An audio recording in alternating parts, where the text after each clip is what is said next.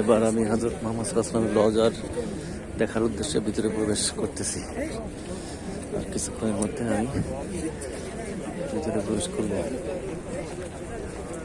এটা হচ্ছে রওজা মুবারক। এখান থেকে ঘুরে সামনে গেট দেখা যাচ্ছে, ঢুকতে হবে। এই যে গেটের মধ্যে প্রবেশ করলাম। এখানে শুধু হযরত মুহাম্মদ সাল্লাল্লাহু আলাইহি ওয়াসাল্লাম এর রওজা নয়, আরও অনেক সাহাবীগণ আছে এবং হযরত মুহাম্মদ সাল্লাল্লাহু আলাইহি ওয়াসাল্লামের পাশে হযরত ঈসা আলাইহিস সালামের জায়গা রাখা আছে। ওনাকে এখানে শায়িত করা হবে।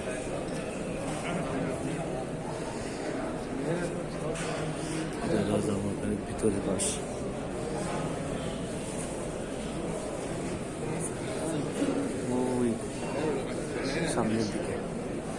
ওই সামনের দিকে অনেক বড় জায়গা, অনেক বড়।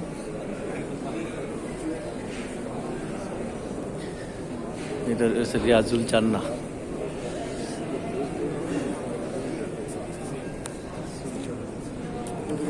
চতুর্দিকে আলোকসজ্জা, গুম্বজ খচিত,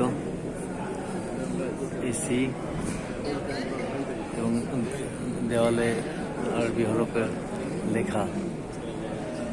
এখানে সিরিয়াল মেনটেন করে আস্তে আস্তে ধীরে, কোনো শৃঙ্খলাটা নেই, খুব সম্মানের সাথে যেতে হয়, ভদ্রতার সাথে এগোতে হবে। এবং রওজা মুবারকের সামনে আসলে আসসালাতু আসসালামু আলাইকুম ইয়া রাসূলুল্লাহ, আসসালাতু আসসালামু আলাইকুম ইয়া হাবিবাল্লাহ বলে তাকে সালাম জানাতে হবে।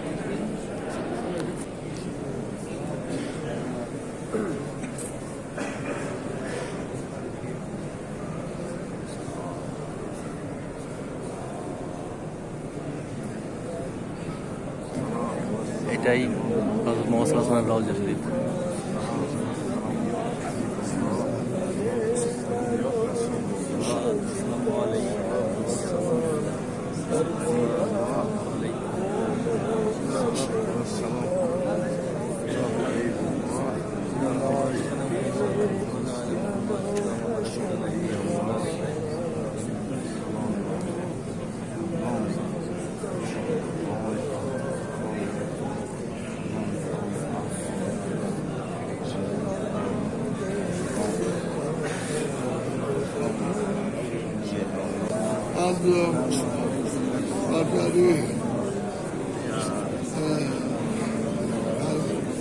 এখানে 3টি গেট আছে, মাঝখানে মুহাম্মদ সাল্লাল্লাহু আলাইহি ওয়াসাল্লামের,